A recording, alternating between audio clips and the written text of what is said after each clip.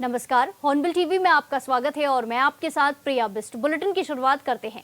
हरिद्वार स्थित ऋषिकुल मैदान में 4 धाम यात्रा के लिए सोमवार सुबह 7 बजे से ऑफलाइन पंजीकरण शुरू कर दिए गए हैं, जिसको लेकर श्रद्धालु सुबह से ही लंबी लंबी लाइनों में लगकर अपने पंजीकरण कराने की प्रतीक्षा कर रहे हैं। 4 धाम यात्रा को लेकर देश के अलग अलग राज्यों से आए श्रद्धालुओं में काफी उत्साह देखा जा रहा है। ऋषिकुल में बनाए गए 4 धाम यात्रा पंजीकरण केंद्र पर इस बार 2 काउंटर अलग अलग लगाए गए हैं, जिसमें दिव्यांग, वरिष्ठ नागरिक और विदेशी पर्यटक अपना पंजीकरण करवाकर 4 धाम यात्रा के लिए रवाना होंगे।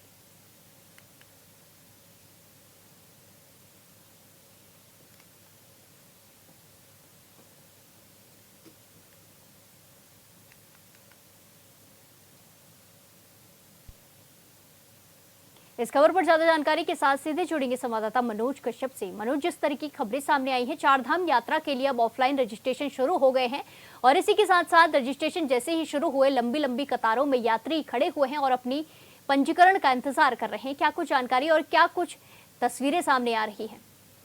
बिल्कुल देखिए 30 अप्रैल से जो है 4 धाम यात्रा की शुरुआत हो जाएगी, जिसको लेकर तमाम जो तैयारियां हरिद्वार के तमाम अधिकारियों ने पूरी कर ली थी। कई महीने पहले से इसकी बैठक भी चल रही थी, लेकिन ऐसे में अब यहाँ आज सुबह 7 बजे से जो ऑफलाइन पंजीकरण है उनकी शुरुआत कर दी गई। तो सुबह से जो ऋषिकुल मैदान है जहाँ पे ऑफलाइन पंजीकरण के लिए एक सेंटर बनाया गया है, वहाँ पे सुबह से श्रद्धालुओं की भीड़ देखी जा रही है। देश विदेश से तमाम जो श्रद्धालु है वो हरिद्वार आने शुरू हो गए, क्योंकि कहा जाता है कि 4 धाम यात्रा का प्रवेश द्वार हरिद्वार को माना जाता है। कोई भी धाम की यात्रा करने के लिए सबसे पहले यात्रियों को 4 धाम जाने के लिए हरिद्वार में एंट्री करनी होती है। कहा जाता है कि यहाँ पे मां गंगा में स्नान करने के बाद ही 4 धाम यात्रा की शुरुआत की जाती है। सबसे पहले यहाँ पे पंजीकरण कराने होते हैं। पंजीकरण को लेकर यहाँ पे इस बार विशेष सुविधा की गई है। 20 काउंटर लगाए गए। 20 काउंटर में से जो 18 काउंटर है पुरुषों और महिलाओं के लिए आरक्षित रखे गए, जबकि 2 स्पेशल काउंटर बनाए गए हैं, जिसमें वरिष्ठ नागरिक और जो विदेश से आने वाले श्रद्धालु होंगे वो अपना रजिस्ट्रेशन करा पाएंगे। दिव्यांग के लिए भी अलग से व्यवस्था की गई है। उन्हीं 2 काउंटर पर जो दिव्यांग है उनके भी यहाँ पे पंजीकरण किए जाएंगे। सुबह से हमने देखे कि जो पर्यटन अधिकारी है वो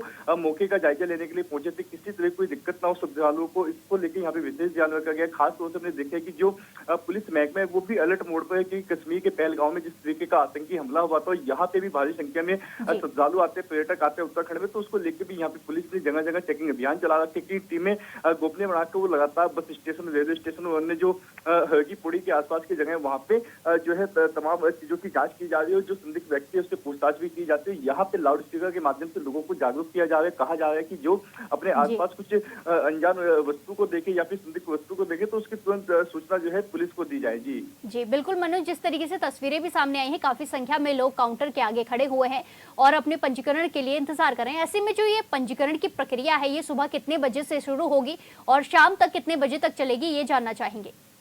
बिल्कुल देखिए, अभी जो इसका समय रखा गया है सुबह 7 बजे से इसकी शुरुआत कर दी गई, तो शाम 7:30 बजे तक इसको शुरू किया जाएगा। यहाँ पे लगातार जो तमाम पंजीकरण के लिए श्रद्धालु थे वो सुबह से यहाँ पे पहुंचने लगे। तो यहाँ पे श्रद्धालु के अंदर एक अलग उत्साह देखा जा रहा है, क्योंकि यहाँ पे 4 धाम यात्रा की शुरुआत 30 अप्रैल से हो जाएगी और लगातार जो श्रद्धालु है वो सबसे पहले अपना पंजीकरण कराएंगे। यहाँ से हरिद्वार से 29 तारीख को रवाना हो जाएंगे, क्योंकि जिन श्रद्धालु से बातचीत की तो उन्होंने मीडिया से बात करते हुए बताया कि यहाँ पे सबसे पहले वो गंगोत्री के दर्शन करने के लिए पहुंचेंगे। लगातार तमाम जो श्रद्धालु वो अपना पंजीकरण करा रहे हैं। पंजीकरण कराने के लिए तमाम जो श्रद्धालु होंगे उनको अपना आधार कार्ड लाना यहाँ पे अनिवार्य होगा। उनको एक डिजिट कोड भी दिया जाएगा और यहाँ पे एक बैंड उनके हाथ में बांधा जाएगा, जिसमें तमाम जो जानकारी होगी उस व्यक्ति की जिसका पंजीकरण है वो उस बैंड के अंदर रखी गई होगी। ये इसलिए किया गया क्योंकि कई बार ऐसा देखा जाता है कि हादसे हो जाते हैं, कुछ जो लोग होते हैं वो अपनी परिजनों से बिछड़ जाते हैं। तमाम जानकारी के लिए एक अलग से एक बारकोड वाले जो बैंड है वो श्रद्धालु के हाथ में यहाँ पे बांधा जाएगा, जिससे तमाम जानकारी उसकी मिल सके।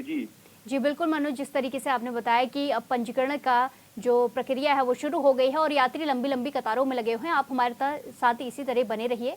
खबरों में आगे बढ़ते हैं। कश्मीर के पहलगाम में टूरिस्टों पर हमले के खिलाफ हरिद्वार की सड़कों पर पाकिस्तानी झंडे चिपकाकर विरोध जताया गया, जिसका वीडियो सोशल मीडिया पर वायरल हो रहा है। लोगों ने पाकिस्तानी झंडे के बड़े बड़े स्टिकर गाड़ियों के पहिए तले रौंद कर अपना गुस्सा जाहिर किया।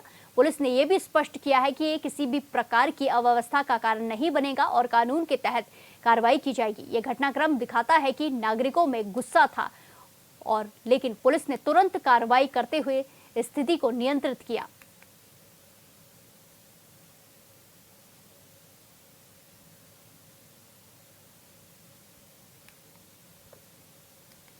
हाँ, ये भगत सिंह चौक के आसपास में ना कुछ दूसरे देशों के पोस्टर लगाए गए थे। वो शायद प्रथम दृष्टया देखने पे ऐसा लग रहा है कि लोगों को कुछ आक्रोश था या विरोध के प्रदर्शन स्वरूप लगाए गए थे। तो उन झंडों को और पोस्टर जो थे उनको हटा दिया गया है और उनके किस के द्वारा लगाए गए थे और किस उद्देश्य से लगाए गए थे इसकी जांच की जा रही है, फिर आगे कार्रवाई की जाएगी। प्रथम दृष्टया ऐसा लग रहा है कि जैसे लोगों का आक्रोश हो, जो अभी हाल ही की घटनाएं हुई थी उसके सापेक्ष लोगों के अंदर जो गुस्सा था उसके प्रतिक्रिया स्वरूप ये पोस्टर लगाए गए थे।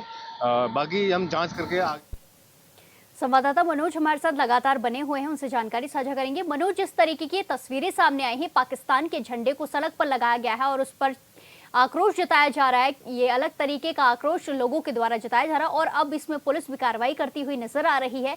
पोस्टरों को हटा दिया गया है, क्या कुछ इसमें आगे अपडेट देखने को मिल रहा है? कश्मीर के पहलगांव में जिस तरीके का आतंकी हमला हुआ था, वहां पे कुछ जो पर्यटक थे उनके ऊपर यहाँ पे गोलीबारी की गई थी। कई जो पर्यटक थे उनकी जान भी गई है, कुछ लोग घायल भी हुए थे। तो उसको लेकर पूरे देश के अंदर एक गुस्सा देखने के लिए मिल रहा है। अलग अलग तरीके से तमाम जो देशवासी अपना रोष प्रकट कर रहे हैं। ऐसी कुछ ताजी तस्वीरें जो है हरिद्वार के भगत सिंह चौक से सामने आई, जहाँ पर देखा जा सकता है तस्वीरों में साफ तौर से कि सड़कों के ऊपर जो पाकिस्तान के झंडे का पोस्टर है वो वहाँ पे लगाया गया और यहाँ से तमाम उन झंडों के ऊपर से जो वाहन है, जो लोग है, वो वहां से निकलते हुए दिखाई दे रहे हैं। हालांकि जब इसकी सूचना पुलिस को मिली तो तुरंत मौके पर पहुंचे, उन झंडों को वहां से निकाला गया और यहाँ पे पुलिस पूरे मामले की जांच भी कर रही है। ये भी देखा जा रहा है कि किस व्यक्ति के द्वारा ये झंडे लगाए गए थे। हालांकि पुलिस का ये कहना है कि ये किसी भी तरह का कोई देशद्रोह का काम नहीं था। हालांकि इसके पीछे की जो पहली वजह हो सकती है, ये हो सकती है कि जिस तरीके से पहलगाम में जो हमला हुआ था उसके लिए जो देशवासियों में रोष है उसके कारण ये झंडे यहाँ पे लगाए गए होंगे। फिलहाल झंडों को हटा दिया गया है और यहाँ पे पुलिस पूरे मामले की जांच भी कर रही है। लेकिन अलग अलग तरीके से तमाम जो देशवासी वो अपनी जो यहाँ पे आक्रोश है वो दिखाने का प्रयास कर रहे हैं। लगातार भी यहाँ पे पाकिस्तान मुर्दाबाद के नारे भी लगाए जा रहे हैं, पुतले भी फूके जा रहे हैं। यहाँ पे आतंकवादियों को खात्मा करने की सरकार से बात भी की जा रही है, मांग भी की जा रही है। तो कहा जा सकता है कि अलग अलग तरीके से तमाम देशवासियों के द्वारा अपना रोष प्रकट किया जा रहा है। जी बिल्कुल। हरिद्वार में जिस तरीके से तस्वीरें एक जगह से सामने आई हैं, ऐसी तस्वीरें कई और जगह से भी सामने आई हैं, कई और जगह से भी ऐसा ही रोष देखने को मिल रहा है।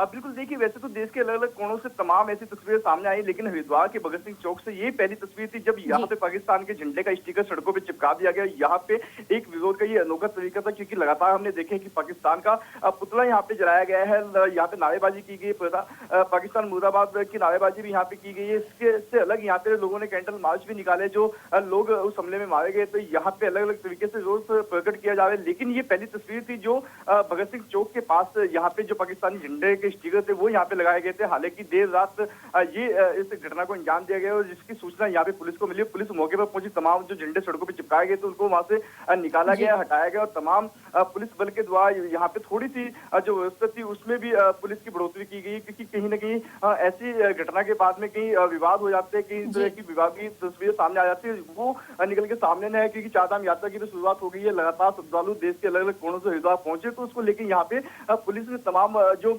सुरक्षा व्यवस्था वो यहाँ पे पुख्ता कर दी है। जी बिल्कुल, धन्यवाद मनोज हमारे साथ जानकारी साझा करने के लिए। इसी के साथ खबरों में आगे बढ़ते हैं। चार धाम यात्रा शुरू होने से पहले एक बार फिर गैर हिंदुओं के प्रवेश पर प्रतिबंध लगाने की मांग तेज हो गई है। हरिद्वार में काली सेना के अध्यक्ष स्वामी आनंद स्वरूप ने कहा कि कई गैर हिंदू बिना किसी लाइसेंस और वैध दस्तावेजों के व्यवसाय कर रहे हैं, जो धर्म स्थलों की पवित्रता के लिए घातक है। उन्होंने सरकार से मांग की है कि चार धाम यात्रा के दौरान ऐसे तत्वों पर सख्त प्रतिबंध लगाया जाए और स्पष्ट आदेश जारी किए जाए, जिससे कि धार्मिक यात्राओं की गरिमा बनी रहे। वहीं स्वामी आनंद स्वरूप ने जानकारी दी है कि उनकी ओर से यात्रा मार्ग में 5 कैंप लगाए जाएंगे, जहां श्रद्धालुओं का वेरिफिकेशन किया जाएगा। इससे सुनिश्चित किया जाएगा कि कोई भी गैर हिंदू बिना पहचान के यात्रा में शामिल ना हो सके।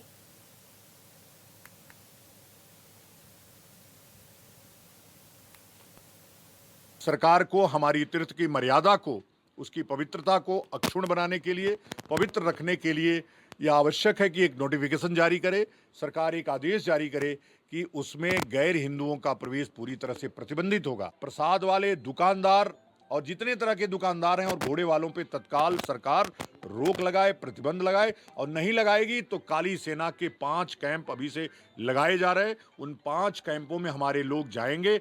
सरकार नहीं करेगी, कोर्ट नहीं करेगी तो ऐसा थोड़े कि हम लोगों को मरने के लिए छोड़ देंगे।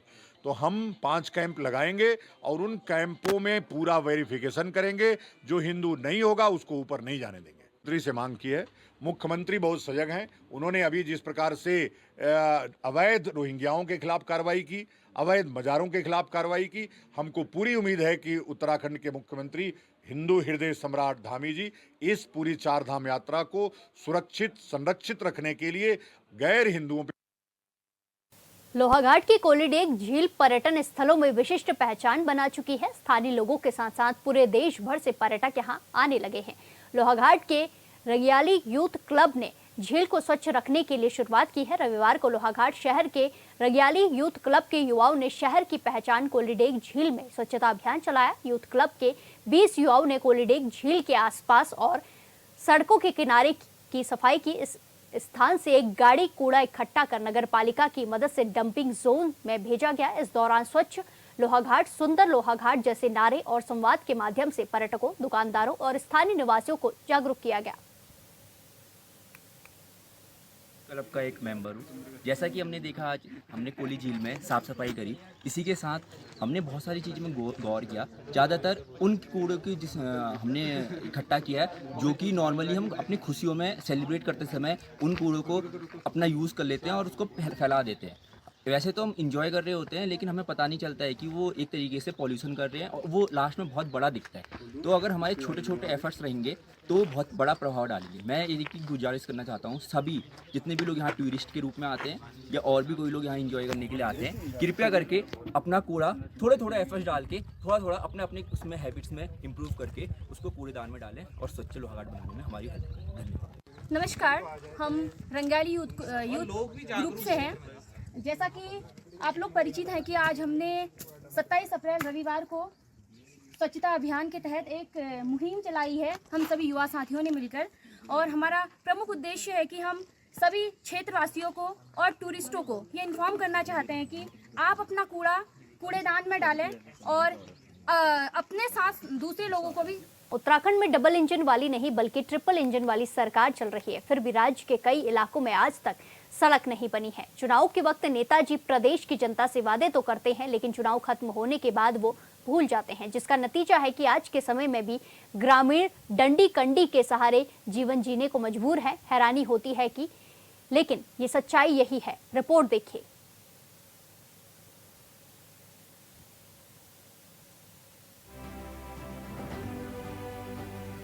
शासन प्रशासन के दावों पर फिर उठा सवाल।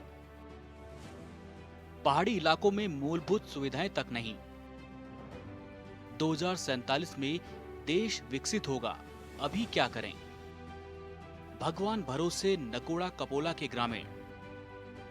2-4 महिलाओं ने, गर्भवती महिलाओं ने अपना आध रास्ते में ही दम तोड़ चुका है और जो बचे हैं वो भगवान की कृपा से बचे हैं। हाँ, तो इंतजार कीजिए 2027 तक। माफ कीजिएगा, इंतजार करना होगा 2047 तक, क्योंकि सत्ता में बैठी बीजेपी के नेता का दावा है कि साल 2047 में देश विकसित भारत तो शायद उन इलाकों की तस्वीर भी बदल जाएगी जहां के लोग वर्षों से 1950 की तरह जीवन जी रहे हैं और गलत फहमी में ना रहें कि प्रदेश में बीजेपी की डबल इंजन वाली सरकार है तो तस्वीर बदल जाएगी। अगर तस्वीर बदलनी होती तो राज्य में तो 2017 से ही डबल इंजन वाली सरकार है, तो फिर इतने वर्षों में तस्वीर क्यों नहीं बदली, यह कौन बताएगा? जो ये घटना है ये कोई पहली घटना नहीं है।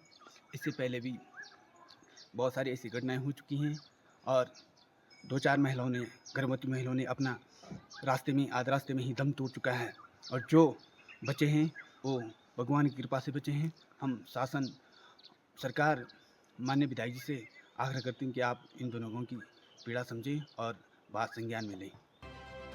नकोड़ा कपोला के लोग आज भी परेशान। आज तक इन दो गांवों में नहीं बनी सड़क। 21वीं सदी में डंडी कंडी के सारे हैं ग्रामीण। कई किलोमीटर पैदल चलना ग्रामीणों की मजबूरी।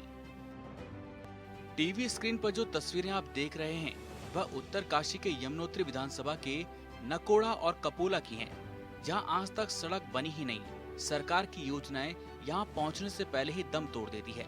गांव में 70 वर्षीय बुजुर्ग बीमार पड़ गए, जिसके बाद गांव के ग्रामीणों ने डंडी कंडी के सहारे पहाड़ी रास्तों से होकर सड़क मार्ग तक पहुंचाया और वहां से उन्हें अस्पताल ले गए।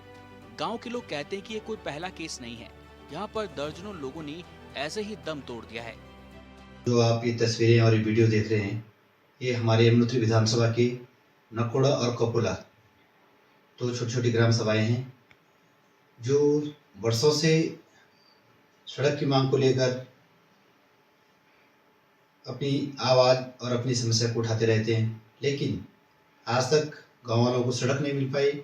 इसका हम सबको खेद है, जिस कारण जो ये वीडियो और तस्वीरें जो आप देख रहे हैं, इस तरह की जो ये घटनाएं, ये जो केस हो रहे हैं, ये बहुत ही दुखद हैं और यह पहला केस नहीं है। ऐसे ही केस गाँव वालों ने बहुत सारे जो केस हैं ऐसे हमको देखने को मिलते हैं। इनमें कई केस ऐसे होते हैं जो रास्ते में ही लाते लाते जो है दम तोड़ जाते हैं। खासकर जो है गर्भवती महिलाएं हैं, उस तरह की केस गाँव वाले कैसे हॉस्पिटल तक पहुंचाते हैं। मैं सरकार और माननीय विधायक जी से अनुरोध करूंगा कि कृपया नकोड़ा और कपोला गाँव की पीड़ा, सड़क की जो समस्या है उसका निदान करने की कृपा करें, ताकि गाँव वालों को आने वाले समय में इस तरह की घटनाएं, इस तरह की समस्याओं से न जूझना पड़े। धन्यवाद। विधायक से लेकर अधिकारी तक लगाई गुहार। अब तक ग्रामीणों को मिला है सिर्फ आश्वासन। ग्रामीणों की परेशानियों पर कब जागेगी सरकार? तो क्या सरकार सिर्फ करती है बड़ी बड़ी बातें? उत्तरकाशी के यमुनोत्री विधानसभा के नकोड़ा और कपोला के इन ग्रामीणों ने क्या गलती की है कि आज उन्हें इस तरह की सजा दी जा रही है? यह कोई बताने को तैयार नहीं है कि गांव के लोग कहते हैं कि विधायक से लेकर अधिकारी तक कई बार गुहार लगाई, लेकिन सब कुछ जानने के बाद भी अब तक किसी ने कुछ नहीं किया। सिर्फ अब तक आश्वासन ही दिया गया।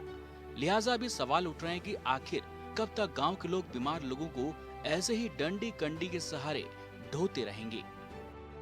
बिल्कुल निसंदेह देखिए पहाड़ों की, क्योंकि हमारी भौगोलिक परिस्थिति ऐसी है कि छोटा छोटा 2-2 फुट का या 4-4 फुट की हमारे यहाँ पहाड़ों में संकरी छोटी छोटी रोडें होती हैं या पहाड़ों से उतरना पड़ता है। तो मुझे लगता है कि ऐसी ऐसी जगह चोटियों पर हमारे गांव भी है तो वहाँ पर रोड बनाना संभव भी नहीं है। लेकिन सरकार अपनी तरफ से पूरी कोशिश ये करती है कि पूरे जहाँ तक भी हमारे जनमानस रहते हैं, लोग रहते हैं, या जहाँ तक भी हमारे गाँव बसे हैं, वहाँ तक हम उन घरों तक रोड पहुँचाने का काम करें, सड़क पहुँचाने का काम करें। लेकिन उसके बावजूद भी अगर कहीं संकरी कोई गली है, कोई पहाड़ी, कोई ऐसी चोटी है जहां से सड़क नहीं बन सकती, उसके लिए भी इंतजाम सरकार कर रही है। तो कहीं ना कहीं इस तरह की अगर कोई बात आती है सामने तो उसका संज्ञान भी सरकार लेगी।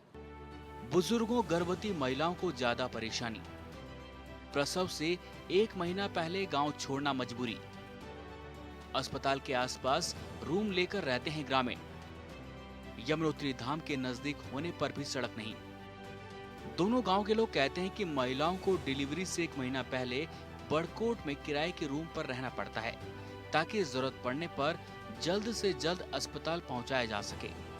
हैरानी की बात यह है कि यमुनोत्री धाम के नजदीक होने के बावजूद भी आज तक इन दो गांव के लोग सड़क से वंचित हैं। लोगों ने चुनाव का बहिष्कार भी किया पर हासिल कुछ नहीं हुआ, क्योंकि अधिकारियों और नेताओं ने बार बार सिर्फ आश्वासन दिया है। ऐसे तो अनेकों गांव हैं और इसी चीज़ को देखते हुए कांग्रेस की सरकार ने मेरा गांव मेरी सड़क का एक कार्य करना शुरू किया था, जिसमें गांव के लोगों की सड़कें बन रही थी और कोशिश हो रही थी कि सारे गांव सड़कों से जुड़ें, ताकि जो हमारी पैदावार है, जो किसान काश्तकार माल्टा, नींबू इत्यादि उगाता है या वो अपने खेतों में फल उगाता है या सब्जियां उगाता है, तो उसको बाजार तक लाया जा सके। दूध को डेयरी गांव में खोलता है आदमी, लेकिन दूध लाने में उसको दिक्कत है, उसके लिए सुविधा हो गई। लेकिन दुर्भाग्य है कि सरकार जो आई है वर्तमान में, इसने मेरा गांव मेरी सड़क योजना को एकदम ठंडे बस्ते में डाल दिया है और सैकड़ों रोडें जो उस समय बन गई हरीश रावत की सरकार में, अब उनमें कहीं विराम सा लग गया है और गांव अभी भी बहुत सारे गांव जो हैं वंचित है। प्रदेश में है बीजेपी की ट्रिपल इंजन वाली सरकार। ट्रिपल इंजन की सरकार में भी ग्रामीणों का ये हाल। ये उत्तराखंड का दशक क्यों नहीं बदल रही तस्वीर? ट्रिपल इंजन वाली सरकार से ग्रामीणों को क्या फायदा? उत्तराखंड दौरे पर जब पीएम मोदी आते हैं तो कहते हैं कि दशक उत्तराखंड का है। राज्य के मुख्यमंत्री से लेकर राज्य के मंत्री तक भी यही बातें कहते हैं, फिर भी ये हाल है। तो ऐसे में यहाँ के लोग किस दशक का इंतजार कर रहे हैं, ये जानना जरूरी है। राजधानी देहरादून में बीजेपी सरकार के मुखिया से लेकर मंत्री तक सिर्फ बड़ी बड़ी बातें करते हैं, लेकिन प्रदेश के ग्रामीण इलाकों की सच्चाई क्या है, यह आपके सामने है। विपक्ष के सवालों को हवा में उड़ा देने वाले बीजेपी के नेताओं की इन तस्वीरों पर बोलती बंद हो जाती है।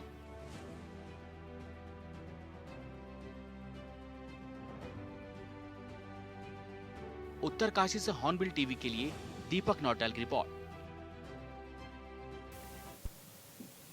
इसी के साथ खबरों में आगे बढ़ते हैं। बाबा केदार के रक्षक भैरवनाथ की पूजा के साथ केदारनाथ यात्रा का शुभारंभ हो चुका है।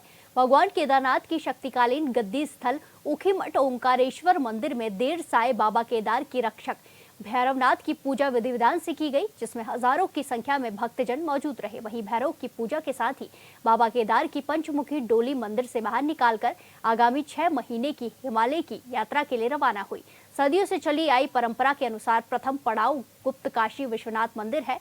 इसके बाद पटा सोनप्रयाग गौरीकुंड होते हुए 1 मई को पंचमुखी डोली केदारपुरी पहुंचेगी और 2 मई को 11वीं ज्योतिर्लिंग भगवान श्री केदारनाथ जी के कपाट आम श्रद्धालुओं के लिए खोल दिए जाएंगे।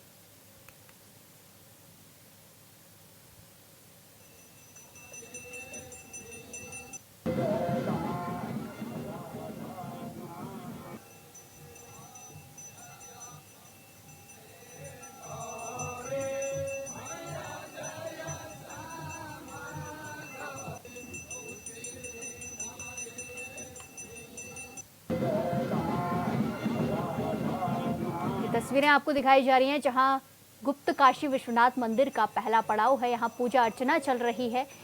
गुरु भैरवनाथ रक्षक केदारनाथ के रक्षक भैरवनाथ की पूजा अर्चना चल रही है। इसी के साथ केदारनाथ के कपाट भी खुल जाएंगे और श्रद्धालुओं के लिए केदारनाथ धाम में कपाट खोले जाएंगे। 2 मई को कपाट खोले जाएंगे।